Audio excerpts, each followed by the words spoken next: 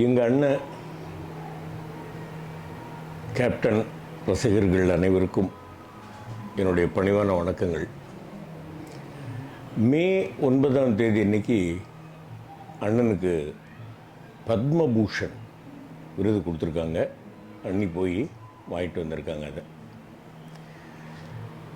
இப்போ அண்ணனுக்கு பத்மபூஷன் விருது கிடைச்சிருச்சே அப்படிங்கிறதுக்காக சந்தோஷப்படுறதா, இல்லை நம்மளெல்லாம் விட்டுட்டு அமரர் ஆயிட்டாங்களே அப்படிங்கிறதுக்காக வேதனைப்படுறதா அப்படின்றத புரியாத ஒரு நிலைமையில் நான் பேசிக்கிட்டு இருக்கேன். சந்தோஷம்தான் அண்ணனுக்கு அந்த விருது கிடைச்சது. 100% இல்லை, 1000% அந்த விருதுக்கு அண்ணன் தகுதியானவர்கள் தான். இருந்தாலும் அமரர் அப்படிங்கிற ஒரு பட்டத்தை அண்ணன் பெற்றுட்டாங்களே அப்படின்னு நினைக்கும்போது அது நம்ம எல்லாருடைய மனசுலையும் ஒரு ஆறாத ரணமாக இருக்கும். நம்ம உயிர் பிரிகிற வரைக்கும் இருக்கும். அப்படி ஒரு அற்புதமான மனிதர். எல்லாரும் சாப்பிடணும், எல்லாரும் நல்லா இருக்கணும் அப்படின்றதில் ஒரு குறிக்கோளாக இருக்கக்கூடியவர், பிறர் பசி பொறுக்காதவர். 1000 பட்டங்கள் வரட்டும் அண்ணனுக்கு, எத்தனை பட்டங்கள் வந்தாலும் அவருடைய பெயரையும் மீறி அந்த கேப்டன் அப்படிங்கிற பட்டம்தான் காலாகாலத்துக்கும் நிலைத்திருக்கும். அண்ணன் இருக்கும் பொழுதே இந்த விருது அவருக்கு வந்திருந்தால் வர்றவங்க எல்லாரையும் வயிறார சாப்பிட வச்சு அழகு பார்த்துருப்பார். இப்போவும் அண்ணனுடைய கோயிலில் வர்றவங்க எல்லாருக்கும் சாப்பாடு கொடுத்துக்கிட்டு தான் இருக்காங்க. அது அண்ணன் ஆண்டவராக இருந்து ஏழைகளின் பசியை தீர்த்து கொண்டிருக்கிறார். பத்மபூஷன் விருது வாங்கிய அண்ணனுக்கு நான் வாழ்த்துக்கள் சொல்ல முடியாது. ஏன்னா அவர்கிட்டேருந்து எப்போவுமே நான் ஆசீர்வாதம் வாங்கி பழக்கப்பட்டவன். அண்ணங்கிட்டையும் அண்ணிக்கிட்டையும் சந்தோஷமாக இருக்குண்ணே, கேட்டுக்கிட்டு இருப்பீங்கண்ணே. எங்கேயாவது இருந்து நான் பேசுகிறத நீங்கள் நிச்சயமாக கேட்டுக்கிட்டு இருப்பீங்க, சிரிச்சுக்கிட்டு இருப்பீங்க. பாஸ்கரன் எப்போவுமே இப்படி தான் பேசுவான் அப்படின்னு. இது எத்தனையோ பேட்டிகளில் நான் சொன்னது தான். அண்ணன் கூட என்னோடய முதல் சந்திப்பு எப்போ அப்படின்றது. இனிக்கும் இளமை படத்தில் அப்போ நான் அண்ணனை பார்க்கல. அதுக்கப்புறமா தூரத்து இடிமுழக்கம்னு ஒரு படம். அதில் அப்போ அண்ணன் ஒரு பைக் வச்சுருப்பாங்க. அந்த பைக்கில் தான் வந்தாங்க. மெட்ராஸ் சினி லேப் அப்படின்னு ஒரு டப்பிங் தியேட்டரு, அங்கே வந்தாங்க. அங்கே தான் ஃபஸ்ட்டு அண்ணனை பார்த்தேன். அதுக்கு பிறகு சட்டம் ஒரு இருட்டறை, அந்த படத்தில் அண்ணனை பார்த்தேன். அதுக்கப்புறமா பல இடங்கள், பல சந்தர்ப்பங்கள் அண்ணனை நான் பார்த்துருக்கேன், பேசியிருக்கேன், பழகியிருக்கேன். அவங்க ரோஹிணி லாட்ஜில் தங்கியிருக்கும்போது நான் அந்த பக்கமாக டப்பிங் முடிச்சுட்டு போகும்போது அப்படியே பார்க்கும்பொழுது வா பாஸ்கர் என்ன அப்படிம்பாங்க. இல்லைண்ணே, டப்பிங் முடிச்சுட்டு அப்படியே வந்தேண்ணே, நீங்கள் இருக்கீங்கன்னு கேள்விப்பட்டேன், பார்த்துட்டு போகலான்னு வந்தேன். அப்படியா, சாப்பிட்டியா? அதான் கேள்வி ஃபஸ்ட்டு. இதில் நான் வீட்டுக்கு போகிறேண்ணே, ஏன் இங்கே சாப்பிடு அப்படிம்பாங்க. சரின்ட்டு அங்கே சாப்பிட்றது. சாப்பிட்டா இது கொஞ்சம் நெஞ்சமெல்லாம் சாப்பிட்றது இல்லை, இது நிறைய. பாஸ்கருக்கு அதை இன்னும் வயத்தை ஃபுல்லாக இது வரைக்கும் சாப்பிட்டுட்டு சரி வேறு என்ன வேலைம்பாங்க. இல்லைண்ணே ஒன்றும் இல்லைண்ணே, வீட்டுக்கு தானே போகிறேன்னு. சரி பேசாமல் படு இந்த ஓரமாக அப்படின்னு சொல்லி ஒரு தலானியை போட்டு அந்த ஓரமாக நான் படுத்து தூங்குவோம், இந்த ஓரமாக தரையில் தான், 2 பேருமே தரையில் தான் படுத்துக்கிட்டு தூங்குவோம். அப்படி ஒரு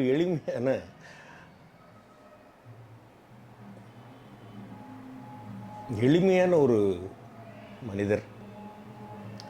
அதுக்கப்புறமா எத்தனையோ சந்தர்ப்பங்கள், எத்தனையோ படங்கள், அண்ணன் படங்கள் நான் டப்பிங் பேசியிருக்கேன். அண்ணன் கூட நான் பயணிச்சிருக்கேன். அண்ணன் கூட படங்களில் ஆக்ட் பண்ணியிருக்கேன். எத்தனையோ சந்தர்ப்பங்களில் பார்த்துருக்கேன். ரொம்ப சின்ன குழந்தை மாதிரி அவர். ஒரு நாள் கங்கா கார் ஓட்டுறப்பில் அண்ணன் பின்னாடி உட்காந்துருக்காங்க. நான் எங்கள் வீட்டுக்கு எதிர் கடையில் போய் ஏதோ வாங்கிட்டு வரும்போது சர்ன்னு மேலே கார் இடிக்கிற மாதிரி நிறுத்திட்டு பார்த்தோன்னே கண்ணாடி இழக்கி சிரித்தாங்க. எங்கே இங்கே திரியிறேன்னாங்க. இல்லைண்ணே இதுதானே வீடு. அப்படியே சரி வண்டியில் ஏறு, ஒரு ரவுண்டு போகலாம் அப்படின்னாங்க. அப்படி தேமுதிக தலைவர் அப்போது. இல்லைண்ணே நீங்கள் ஏதாவது வேலையாக போவீங்கண்ணே, நீங்கள் போங்கண்ணே, நான் வீட்டுக்கு போகிறேண்ணே. அப்படியா, சரி ரைட், அப்புறமா வா வீட்டுக்கு வா வீட்டுக்கு வான்னு தான் சொல்லுவாங்க, ஆஃபீஸுக்கு வான்னு சொல்ல மாட்டாங்க. நான் 2-3 தடவை ஆஃபீஸுக்கு வந்ததுக்கே கூப்பிட்டு நாங்கள் எதுக்கு ஆஃபீஸுக்கு வரேன்னா, இல்லை நான் உங்களை பார்க்கணும், என்னை பார்க்கணும், அண்ணியை பார்க்கணுன்னா வீட்டுக்கு வா, கட்சி ஆஃபீஸுக்கெல்லாம் வராது, ஏற்கனவே பாஸ்கர் விஜயகாந்த் ஆளுன்னு ஊர் பூரா பேசிக்கிட்டு இருக்கிறாங்க, நீ இன்னும் கட்சி ஆஃபீஸுக்கு வந்து முத்திர குத்திர குத்திக்காத, நீ எல்லாரு கூடயும் நடிக்கணும் என்ன அப்படின்னாங்க. சரி ரைட்டு. அதுக்கப்புறமா ஒரு 2-3 மீட்டிங் போய் பேசினேன், அதுக்கு கூப்பிட்டு திட்டினாங்க, உன்னை யார் இதுக்கெல்லாம் போக சொன்னது, அதெல்லாம் போகக்கூடாது அப்படின்னாங்க. சரிண்ணா என்ன கட்சி ஆஃபீஸுக்கு வரக்கூடாதுன்னாங்க. இப்போ அவங்க வந்து இங்கேயே ஒரு மீளா தொழிலில் இருந்துக்கிட்டு அடிக்கடி இங்கே என்னை வர வைக்கிறாங்க. என்ன சொல்கிறது எனக்கு தெரியல, இன்னமும் ஜீரணிக்க முடியல. அந்த டிசம்பர் 28 காலையில் ஷூட்டிங்கில் இருக்கும்போது நான், ராதா ரவீணன், சந்திரசேகர் மாமா, வாகை சந்திரசேகர், நாங்கள் 3 பேரும் இருக்கும்போது தான் ஒருத்தர் வந்து சொல்கிறாரு, அண்ணன் இந்த மாதிரி அமரர் ஆயிட்டாங்கன்னு. எனக்கெல்லாம் அழுக வந்துடுச்சு. ரவி அண்ணன் அப்படியே ஃபெட்டப் ஆயிட்டாங்க, வாகை சந்திரசேகர் அப்படியே ஃபெட்டப் ஆயிட்டார். எனக்கெல்லாம் அழுகையை கட்டுப்படுத்த முடியல.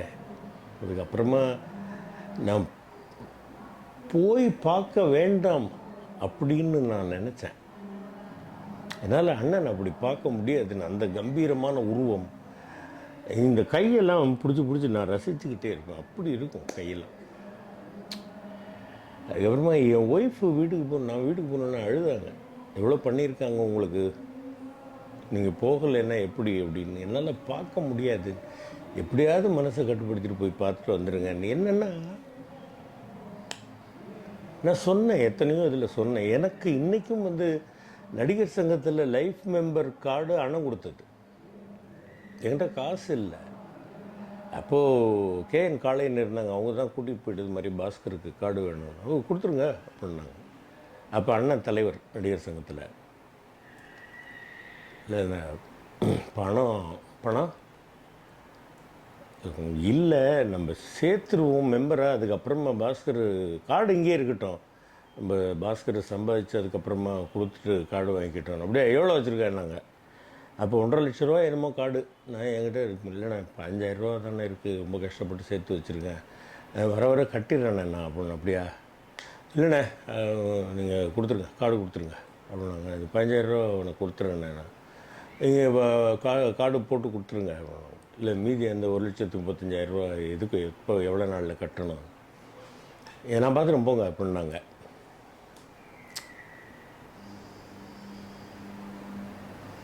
அவங்க தான் கொடுத்துருப்பாங்க. இல்லை நான் கடன் பட்டிருக்கேங்க அண்ணனுக்கு, அவங்க காட்டின அன்புக்கு நான் கடன் பட்டிருக்கேன். அவங்க எனக்கு அந்த கார்டு கொடுத்து இன்றைக்கி வரைக்கும் நான் ஒரு வாய் சோறு அள்ளி போடும்போது கூட நான் வந்து அண்ணனை நினச்சிக்கிட்டு தான் சாப்பிட்றேன். ஆனால் இந்த கடன் வந்து எனக்கு என்னன்னாக்கா ஒரு சுகம், எங்கள் அண்ணன்கிட்ட தானே நான் கடன் பட்டிருக்கேன். அடுத்த ஜென்மத்தில் நிச்சயமாக எங்கள் அண்ணனை மீட் பண்ணி தீர்ப்போம் அப்படின்ற ஒரு நம்பிக்கை. நடக்குமா இல்லைன்றது தெரியல, அந்த நம்பிக்கையோடே வாழ்ந்துக்கிட்டு இருப்போம், அண்ணன் நினைவோடே வாழ்ந்துக்கிட்டு இருப்போம். எங்கள் அண்ணன் தான் போயிட்டு வாங்கண்ணே அப்படின்னு ஒரு வார்த்தை தான் நான் சொல்ல முடியும், வேறு என்ன சொல்ல முடியும். அண்ணனாக இருந்தவர் அண்ணனாகவும் இருக்கிறார், ஆண்டவராகவும் இருக்கிறார் அப்படின்னு தான் நினச்சிக்குவோம். லவ் யூண்ணே.